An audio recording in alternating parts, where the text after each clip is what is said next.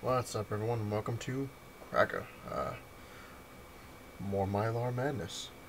Before I get into it, I want to thank my newest subscriber, jbrook8698. Thanks for subscribing. Appreciate it. Alright, let's I don't know how many I'm going to show, but as you can see, I've been Mylar crazy. So, see how many I can get through in a short amount of time here.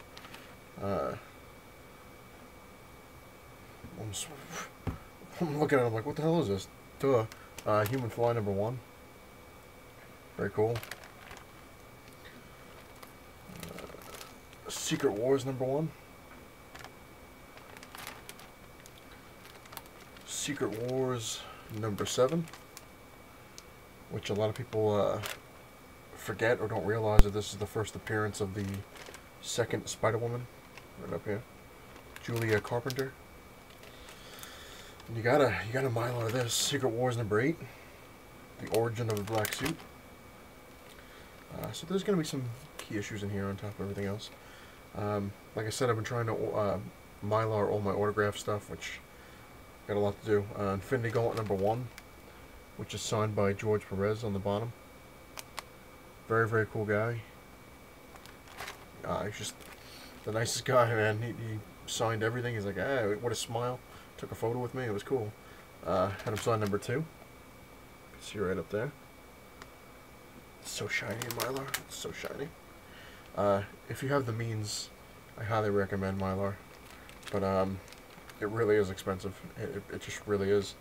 Got him to sign number 3. Infinity Gauntlet.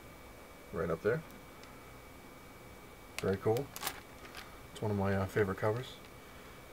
Number 4 is another one of my favorite covers for Infinity Gauntlet, at least. He signed it right up there. This one I had such a bitch time getting, and it's actually the first book I ever got from FunQuest, which is pretty cool. Where I worked. Of course, I had him signed number 5, right up there. And last but not least, obviously, if I had the other one signed, I had to have number 6 signed. I do have other George Perez stuff signed, but I haven't gotten to it yet, so it's a work in progress. This is a sealed copy of Ultimate Spider-Man issue 1 with the new Miles Morales, whatever the hell his name was, unopened. I don't forget what number this was, but this is the death of the Human Torch and an unopened Fantastic Four. They do look awesome in Mylar. Ultimate X-Men number 1, unopened copy. And of course I just got this, but I had to Mylar the hell out of it. Amazing Spider-Man number 149. It's beautiful in Mylar. Brings tear to my eye. It does. And this one, another one I had to Mylar. That's one that my mother spent a fortune on to get back in the day. It's Amazing Spider-Man 102, the second appearance in Morbius. Very cool. And when Spider-Man finally loses his 6 arms. Amazing Spider-Man 134, the first tarantula, first appearance. And some of these books I have, like I was saying, it's amazing.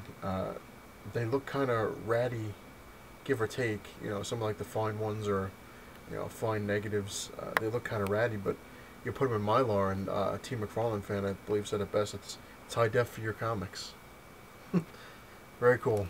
This my fiance got me for my birthday. I'm sorry, our anniversary.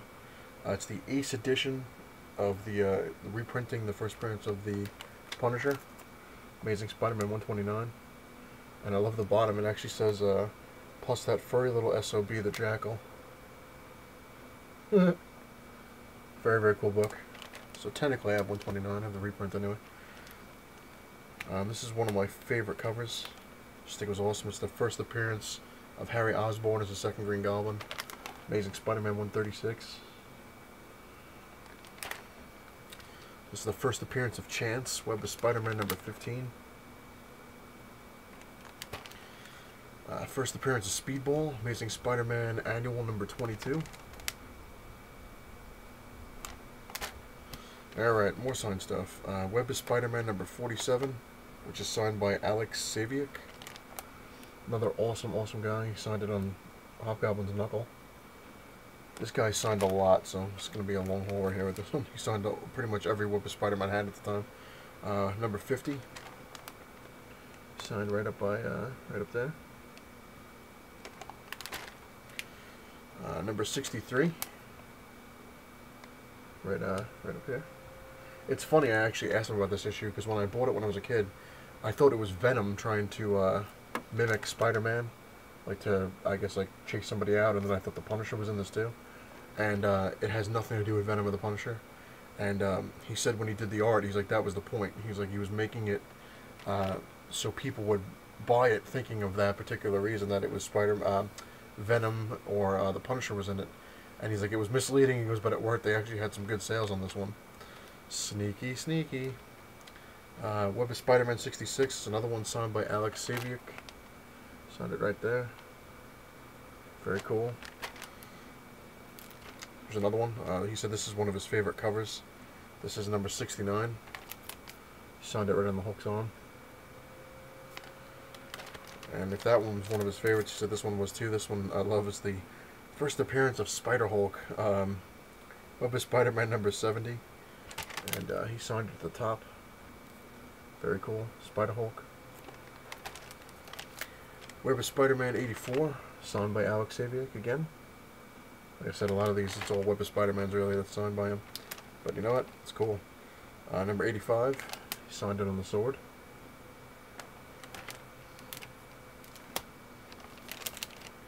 Number 86, just an awesome cover with the Demo Goblin and the Hobgoblin. Signed it right there. Very cool. 87, he signed it right above Spider-Man's leg. Very cool. Number 89, signed it on the Rose, his blast. It's amazing. Some of the, like I said, some of the covers I don't even think like were all that great. They were cool, but I'm like, not that bad. I basically got a lot of these for the storyline, but in the mylar they look better. Number 89, he signed it on the Kingpin's head. This is actually one of my favorite books of all time. I just thought it was a really cool storyline. It's Web of Spider-Man number 90. It's a hologram cover. He signed it. It's just a really cool story. It's one of my favorite stories, to put it that way. Number 93. Signed it on the bottom. Number 94. Signed that one on the bottom. Hobgoblin Reborn. This is Spirits of Venom on Web of Spider-Man number 95. Signed that one on the bottom. Now this one's cool because this is number 96 of Web of Spider-Man, which is Spirits of Venom Part 3. But I have Alex Saviuk and Mark Teixeira sign it. Alex is up there, and Mark Teixeira is on the bottom. Of course, I drew a little Spider-Man eye. Mark Teixeira did the cover of this, and Alex Saviuk did the whole rest of the book. So I got a double signature. One of the costumes that never worked, but actually seems to work now for some reason. But just a cool cover. Web of Spider-Man number 100. Debut of the Spider Armor. Signed it right there. This thing looks awesome in mylar. This camera will not do it justice. Web of Spider-Man 102. Maximum Carnage. He signed it right over there. You can see it. Number 103, Maximum Carnage 10 of 14. He signed it on Spidey's arm. And last but not least, I believe, yeah, of all the ones I've done so far, well, I actually got through them. Number 110, the Lizard. Signed it above there, Alex Saviuk. So he signed a lot of books. So did George Perez, actually. So, but these are all the ones I've done that I finished so far, which I've shown a couple of the others. Basically, like I said, I'm putting a box together that's strictly my signature comics, so I know where they are. Because right now, like, I put them all in order where they should be with the titles, and I'm just like, I forgot what I had signed, and I'd rather have them in one spot. Which is also cool because it frees up a lot of areas in my boxes, so I'm like, alright, cool, you know, I got a little more room to maneuver, because all the new comics I got coming in, I'm like, I got no more room anymore, I'm tired of buying boxes. But when I move, definitely gonna get those file boxes, man. I'm gonna buy a whole lot of those, and that'll be pretty cool. I actually did get a couple questions, not mean spirited, just kind of in general. Thuggy was laughing, well, kind of joke. He said, get that Dark Hawk #1 out of your mylar. Um, but hey, you know what? I like Dark Hawk, or at least I did the old school Dark Hawk. But one question I got from anonymous person. There we go. Yeah. Was why am I wasting mylar on certain books? Like Human Fly #1 or something like that. I guess would be the the go-to response. First off, it's my mylar. I can do what I want with it.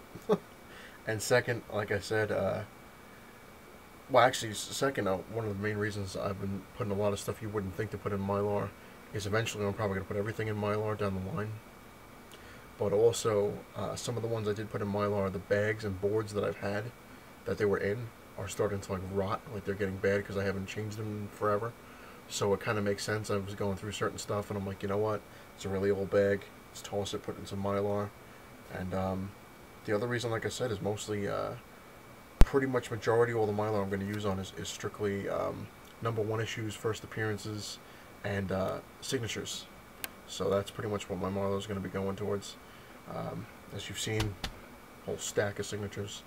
And we'll see what happens. I still have some more mylar coming in, which is cool. I do have a lot of eBay stuff coming around, so look forward to that. And of course a couple things with Midtown, which would be cool. One thing I wanted to get into, but I'm not going to get into it now. I'm going to actually make another video because I'm still not pissed. I'm just, it's just kind of odd, certain things, but I don't want to make a huge video right now. I'm going to kind of just chill, relax, and make another one. Besides, I wanted this one to be on like a happy note, mylar madness even more.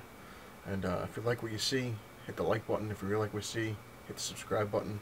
Comment away. Ask any question you want. Go nuts. Doesn't bother me. And yeah, that'll do it. It's not the size you make if it matters. It's what you have in it. And what I have in it, like I said before, is a lot of mylar. Later.